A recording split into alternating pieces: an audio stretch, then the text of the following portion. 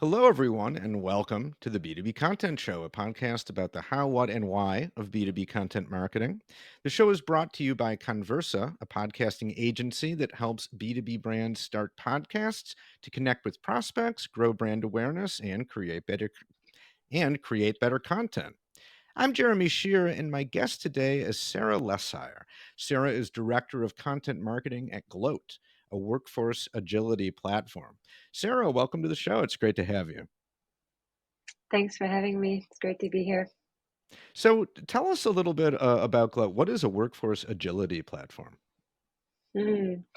So I would say a workforce agility platform helps organization adopt skills-based talent management strategies. And what this does is it allows them to shift and reallocate talent to meet business needs. And then on the other side of that, it really helps employees develop tailored careers that are based on their skills and on their aspirations and not just on their job descriptions.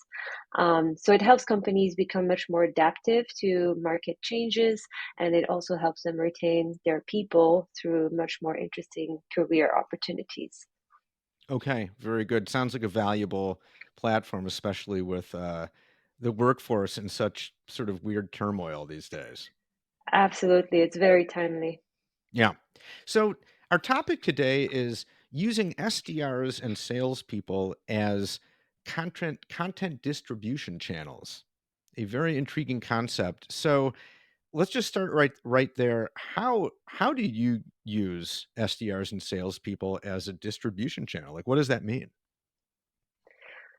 Well, I guess before going to the how, like I want to double click into the why, Okay. because it's kind of it's a slightly different idea. But what I noticed is that content leads or directors of content teams are often responsible for the non-paid distribution metrics, and so there's a emphasis on diversifying and expanding on those particular distribution channels.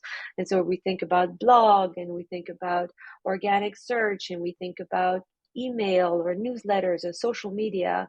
But there's a whole slew of SDRs and AEs who are sitting there and on a day to day basis exchanging communications with prospects that have hopefully much higher intent than whoever's like your follower on social media.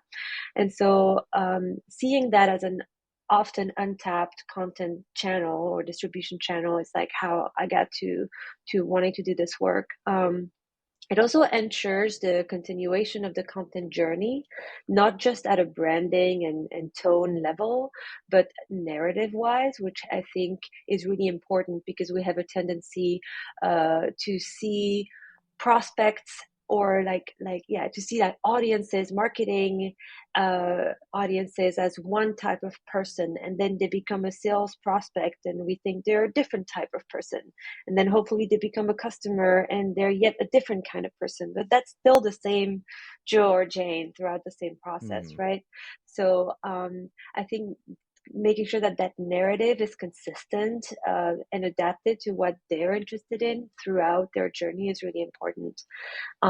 I also really believe that content's role doesn't stop at the MQL stage. It should be a permeation through that entire journey, right? And Hmm. then, yeah, just really understanding that intent is the quality over the quantity. So Hmm. more eyeballs is not always better. More engaged eyeballs are what I'm after. So this is kind of how I got interested in doing this. Hmm. Um, I can dive into how if you'd like, or if you want to respond to that. I don't know Yeah, what. yeah. Well, I definitely want to get into some specific examples of how that works, but just to make sure I understand. So that again, the point is that these are the folks who are talking to the most qualified prospects, the people who have Mhm. the greatest amount of intent, right? As far as you know, as opposed Yeah, to the random person who might read your blog post or whatnot. yeah, Okay, I get it. And yeah, so so it kind of seems like common sense then that okay, if yeah. SDR salespeople, they're having one-on-one conversations with these folks. Why not empower them to help distribute all the content you're creating directly to these people? Yes, it's Hmm. definitely not black magic. It is common sense. It is a little bit less obvious because of how organizations are structured and because of the chasm between marketing and sales teams that are is unfortunately present in many organizations, but it is pretty simple when you think about it. Right. Yeah. I Yeah. mean, I think in the natural course of their work, like a salesperson is sharing content with prospects, right? Hmm. Just as Yeah. part of their job.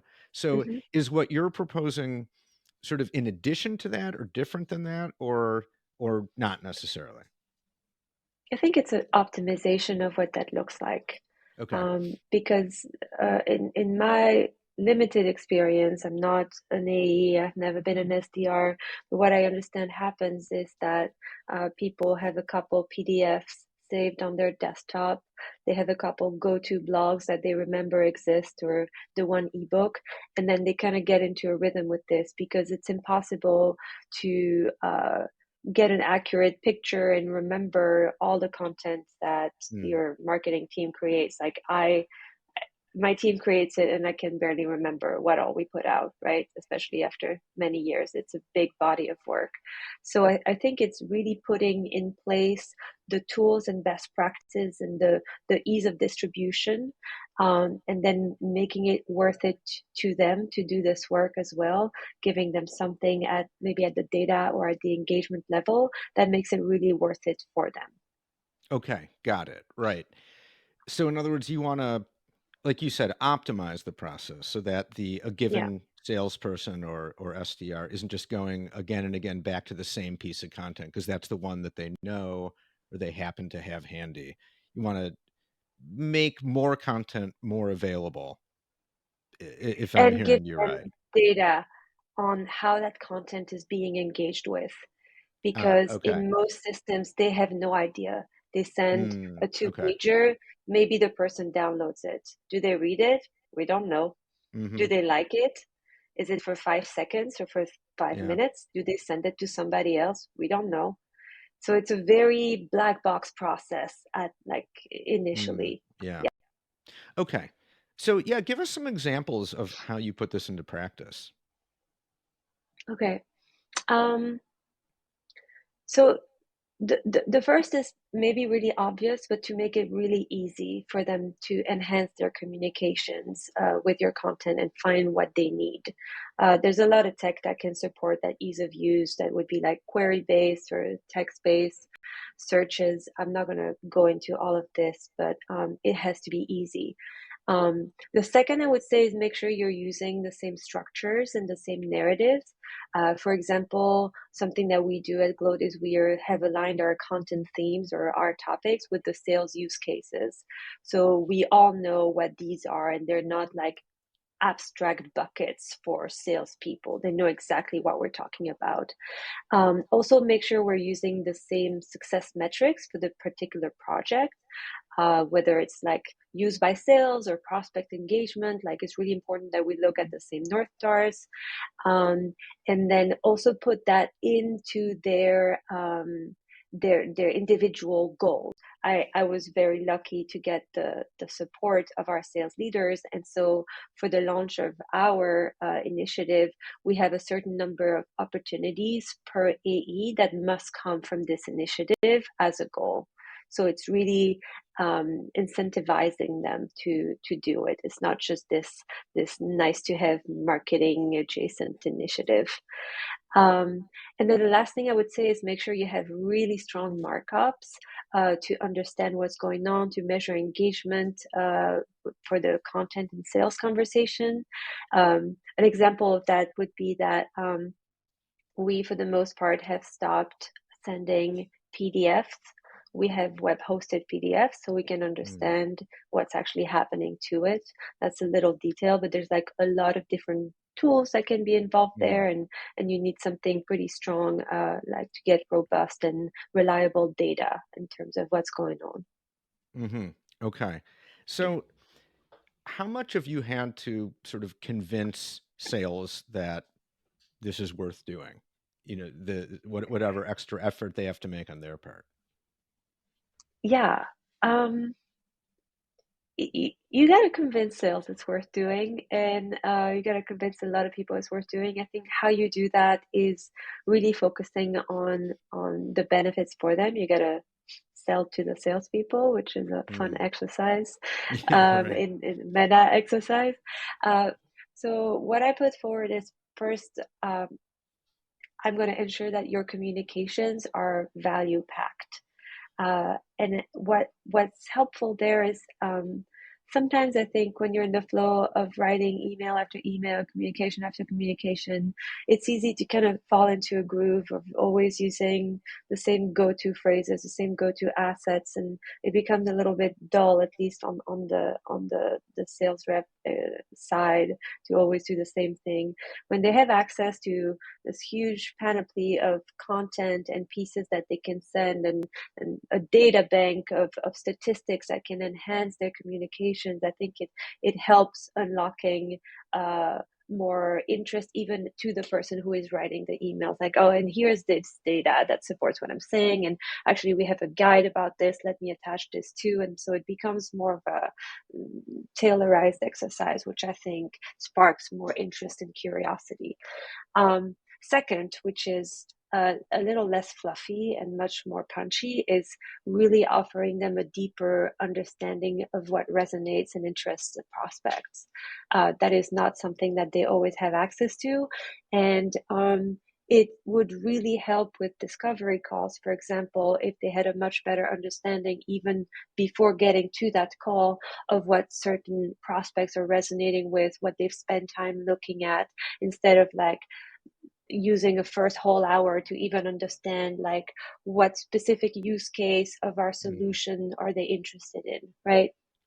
And then lastly, to offer them like a lead and account view of engagement with the content, helps them get a better understanding of the whole buying committee. It's like in B2B business, it's like one of the hardest things to understand is these like inner dynamics of the buyer committee, because it's not a Mm. replicable model. It's going to be different at every company, and it's an exercise in interpersonal dynamics and almost like psychology understanding of what's even Mhm. going on the other side of the screen or in this other room.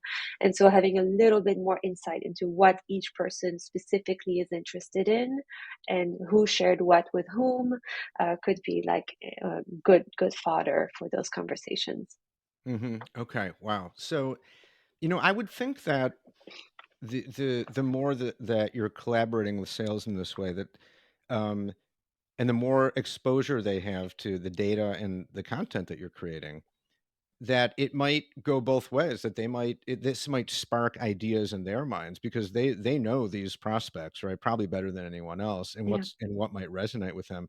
Do you find that they'll come back to you and say, "Oh, we should create this kind of content, or we might want to tweak this piece in that in this way." Yeah, I find that to be like I guess another must do in order to do something like this successfully, is to make yourself known and develop relationships, not just with the sales leaders and the sales enablement team, but with the people who are doing the work day in and Mm, day out, so that they know that they can come to you. Whether yeah. it's like help finding a specific thing, or asking to create a new piece of content, or saying, actually, I found this and that, but I was hoping to find something that's a merging of both, or this third thing that I can't seem to find. And this is like really valuable feedback for me as a content lead, because I I otherwise don't have it, right? This is the Mm, only way I mhm, could possibly get to that. Like, my SEO reports aren't going to tell me this kind yeah. of like qualitative, very like real and in the flow of work type of feedback. So Mhm, yeah, I think make yourself known, make yourself their friends, understand how they work, what is important to them, what they care about, what's difficult, and become their best friends. Yeah. yeah, indeed. So, what's the main takeaway for marketing teams that want to try this process? Like, where do you begin? I would say it's classic, but get everyone on board first.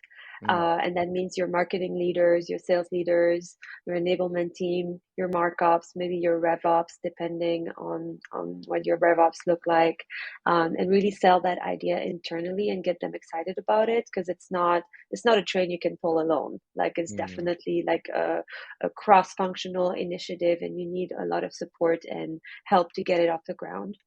um, Another thing that I think is really important is communicating your trade-offs to your marketing leaders, because to do this well, it will be time consuming.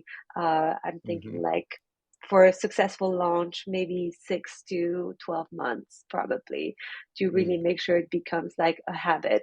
Solid six mhm. months should get you somewhere, but keeping your finger on the pulse heavily for another 6 months. Yeah. Okay. So communicating that trade-off. And then the last is to be ready to go outside your typical role and flow of work, because this is a little bit of uncharted territory. And so during this process, there's a lot of things that I've had to do that um, I had never done before, that didn't exactly fit my job description, Mhm. but that isn't anyone else's job, because it's not something we really do much of, generally speaking. And so to just be willing to get your hands dirty and try things you haven't tried before, and learn processes or tools or techniques to be able to be the person who handles that, because nobody else is going to do it for you. Yeah. Okay. So Yeah. decent amount of work, but it Yeah. but it sounds like the payoff, if you do it the right way, could be significant. What have you Yeah. seen in I mean, terms of what have you seen in terms of the ROI? Like how well does it seem to be working? we're still early on in our rollout, but I think the most promising data that I've seen so far is, I think we have an average of, I want to say for blogs, we have an average of like a little under 2 minutes, or like 1 minute 57 seconds of engagement time of somebody reading our piece. When a salesperson sent them, we're over 5 minutes. Mm, So that is like mhm. a huge, huge, huge difference in that intent that I was talking about, and how people are Yep. actually paying attention. So that's early metrics, but it seems really, really promising at the moment. Yeah. Mhm. Ideally, what I want to see is um, being able, because it depends on like how fast your company sells. We are in the kind of business that has a longer sales cycle. And so when you have a long sales cycle and you do content, everything takes a long time to come back to you. But what I want to end up seeing is understanding engagement with content at every stage of the funnel, which I think might be even more insightful than, pipe revenue generated by content. Okay. Great stuff. And actually, I do have one last question, which is how can people Great. get in touch with Oh, I'm on LinkedIn. So Sarah Lessire on LinkedIn. I think there's maybe two of us in the world. We're Belgian. And the other one is a nurse, and she ended up being uh, a nurse on a surgery that I got. So I got to meet her back when I lived in Belgium. Oh, no kidding. Really? Really? Yeah, so random. Yeah, I met my Wow. only named doppelganger. She was my nurse. Wow. Yeah, Okay. Pretty cool. Was she nice? yeah, she was great. Yeah, Okay. Wow. shout out All right. the other Sarah Lessire. Yeah, there you go. Okay. Well, yeah, listeners, watchers, connect with Sarah on LinkedIn. We'll put a link to your LinkedIn page in the show notes. And well, Sarah, thank you so much. That was a really thoughtful conversation. Really good. Thank you so much for your time. Great. Thanks so much, Jeremy. Had a good time.